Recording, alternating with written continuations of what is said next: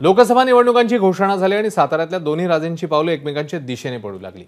एरवी एकमेकांविरोधात उभे ठाकणारे, एकमेकांविरोधात आरोप प्रत्यारोप करणारे शिवेंद्र राजे आणि उदयनराजे एकत्र आले। निमित्त होतं शिवेंद्र राजे भोसले यांच्या 51व्या वाढदिवसाचं। उदयनराजेंनी शिवेंद्र राजेंना वाढदिवसाच्या शुभेच्छा दिल्या आणि जादू की झप्पीही दिली। काय माझ्याकडनं चुकलं असेल आनंदाने माफी मागणार नाही, पण दिलगिरी व्यक्त करतो।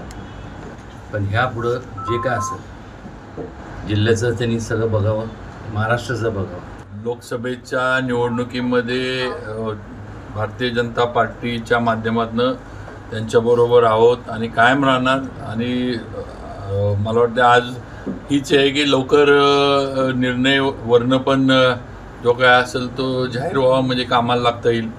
कारण अजून तळ्यात मळ्यात त्यामुळे आता काय त्यांचंच काय तिकडं चालल्यावर मला माहित नाही। माझं काय मी छोटासा आहे, मी आपलं छोटा नाही, सातारा जावळी ते बूट घातल्यामुळे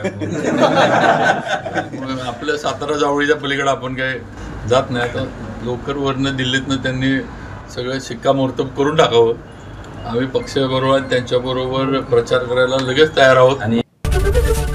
एबीपी माझा, उघडा डोळे बघा नीट।